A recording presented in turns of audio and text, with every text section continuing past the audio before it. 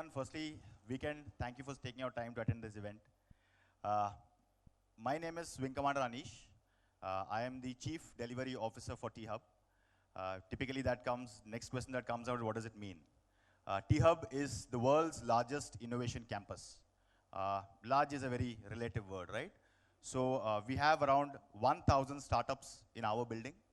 And we can take them any up right from your idea stage, right to take you to go to the capital markets and raise an IPO for you, right? So that's what T-Hub essentially is aiming to do. We want to become the gold standard for innovation and entrepreneurship in the world. That's what we want to do. That's what I try to do and contribute towards that at my journey at T-Hub. Prior to that, I was one of the founding team members of a company called MyGate. It is a holistic solution for gated communities, for managing gated communities. At scale, we are around 21 cities. We've got around 40 lakh homes on our platform. We've got around 1,000 odd team members who work relentlessly towards this. Yeah, so I was a part of MyGate. And prior to that, I was a wing commander in the Indian Air Force. I was a helicopter pilot, around 20 years in the Air Force. Spent my time doing a lot of stuff there, learning a lot of lessons from life there, and then moved on to MyGate. So that has essentially been my journey, right? Let us start my journey. Let's roll back a little to where I started from. Born and brought up in a place not far away from here called Bolaram, and it's called Bolaram Basti, which means a group of non-influential homes staying together, right? That's what it means in Telugu. But yeah, born into a middle class family. But what happened, it was very close to the Air Force Station, Hakimpet. And every day I used to see these aircraft flying in the air. And I was in around 7th standard at that point of time. So my ambition in life at that point of time was to become a pilot and fly in the air. Right?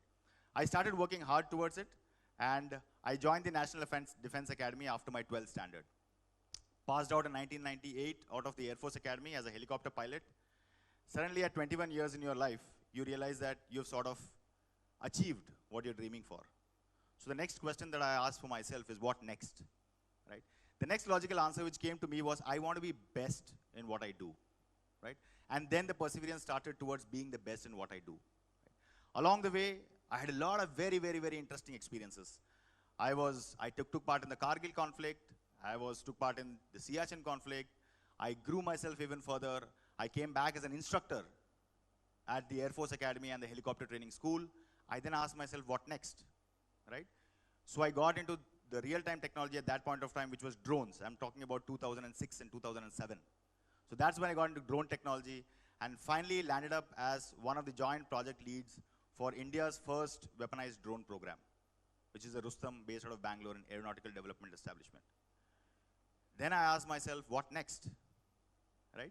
So somebody came back and told me and advised me, you know what, God has blessed you with a lot of stuff, right? Intellect, hard work, dedication, and all of that stuff, right? But all of this you're doing for yourself. What are you doing for others, right? How many kitchens are running because of you? How much employment have you provided for somebody else, right? And that is when I decided I need to take the plunge. I need to move out and work more for others than to excelling for myself. And then I started my journey along with the founders of MyGate.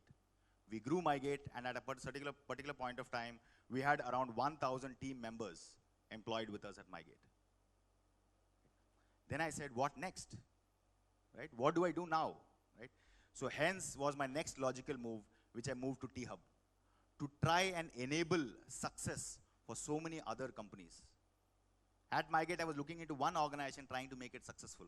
Now I have the opportunity to make 1,000 organizations within my building to try and make them successful. Right? So that's where I am. But along the way, I have learned a lot of lessons in my life along my journey. The first one is never stop dreaming. Your dreams convert into thoughts, and your thoughts convert into actions. I am not the author of this. It's Dr. Abdul Kalam.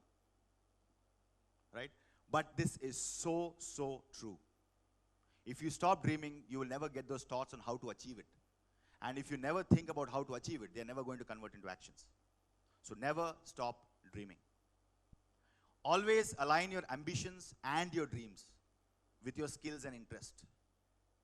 Everybody is blessed with a particular skill and is interested in doing something. Just be the best in that. Align your dreams with that.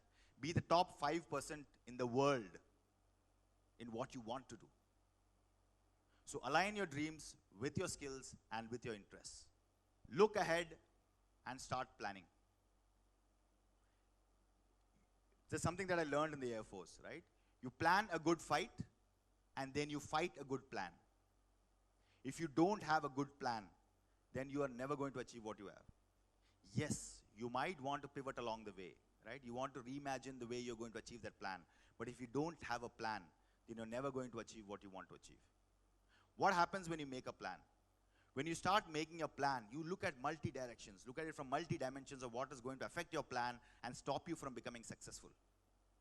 When the first shot is fired, all the plans go wrong, right? But what you have done is that in your preparation, you have thought about all those elements which could go wrong, and now you're better prepared to handle that situation, right?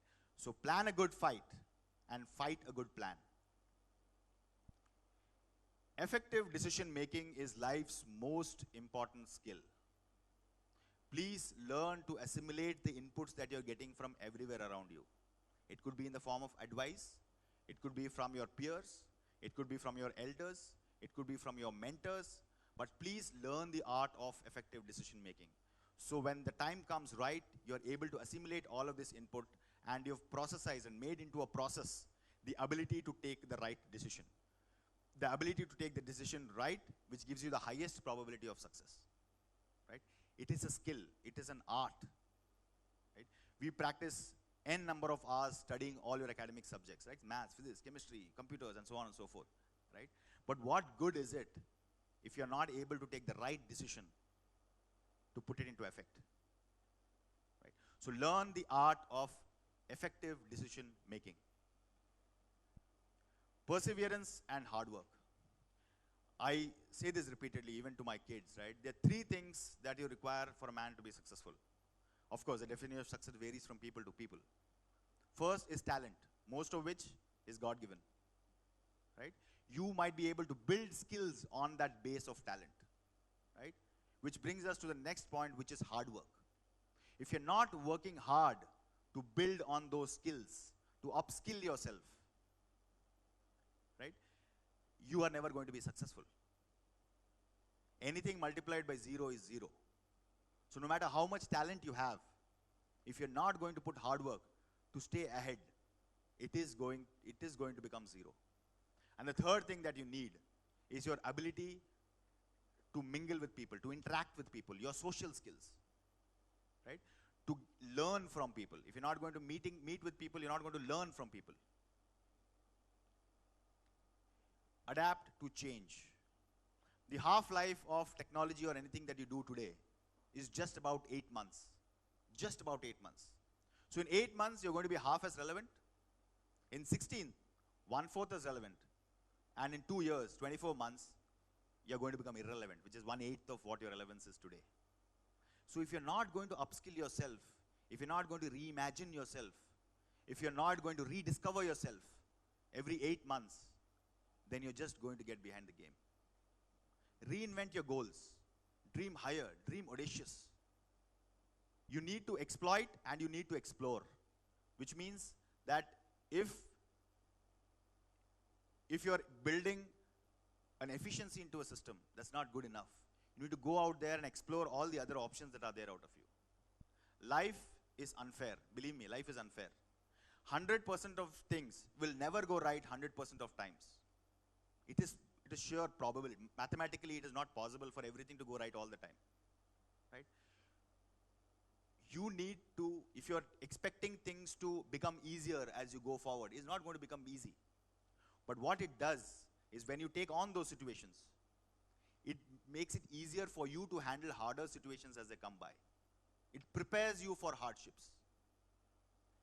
The sum total of me, what defines me today, is my audacity to dream big, my stubbornness to make it happen through grit and perseverance, and my learnings from the sum total of all my experiences. I think that is what defines me today. Thank you so much. That's my time.